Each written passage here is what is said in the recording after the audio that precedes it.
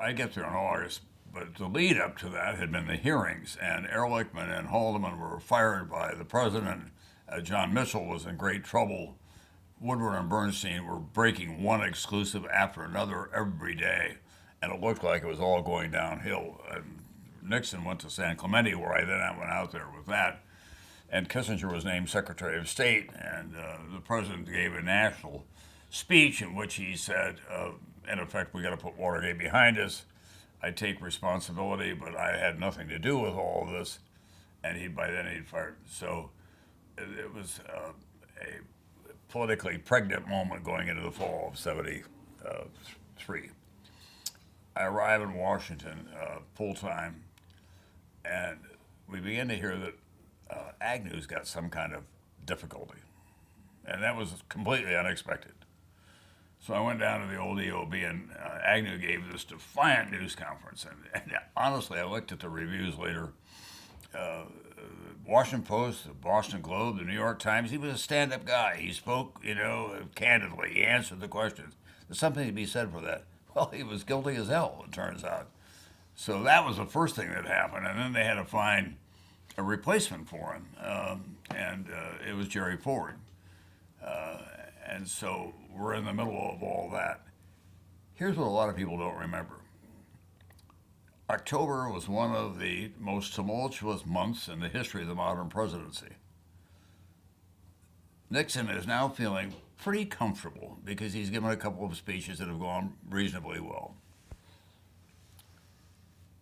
Syria and Egypt invade Israel, and Israel is in peril. It may go down. It was that serious. And the Israelis say to Nixon, we need all the help you can muster. And this was the good Nixon. He knew what to do. He was a national security guy. And with Henry Kissinger, they put the pressure on the Pentagon, and they said, Nixon's phrase, send all the goddamn airplanes we have loaded up with stuff. And they couldn't fly over Europe. They had to fly around the Azores to get the stuff into Israel, and Israel prevailed. But it went on for a month. Israel lost 2,500 people in that war. We were so preoccupied here that we were looking not as much at that. If you go back and look at the New York Times banners in those days, there would be three tiers. It would be the war, it would be Watergate, and then it would be Agnew. I mean, it was an unbelievably fertile time. And I was pedaling as hard as I could. In a way, as a newcomer, it was an advantage for me, because the news was there. All you had to do was be able to put it in some kind of a form, which I was able to do. And as I've said since then, the difference between then and now is that at 7 o'clock at night after the nightly news, I get on the phone and start working for the Today Show the next morning. I didn't have to go on Chris Matthews, or I didn't have to go on one of the cable shows and answer questions about is he guilty or is he not guilty, or do all the speculation. I was just dealing with what I was dealing with. And it was instructive to me. And the other thing I did when I got to Washington, even though I'd been in there, I decided to go see the principals. And my friends and colleagues said, you just deal with the staff. I said, no, I want them to know who I am. So I went to see Elliot Richardson in his office. I went to see all the cabinet officers, and I went to the Hill, and I met Bill Fulbright at that time, and Mike Mansfield at that time.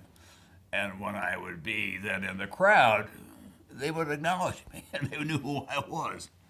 And the great moment for me was that there were a couple of them, but one of them was that Ken Clausen was kind of a thuggish guy who worked for Nixon, and he thought I was a pretty boy from California, and I was holding my own.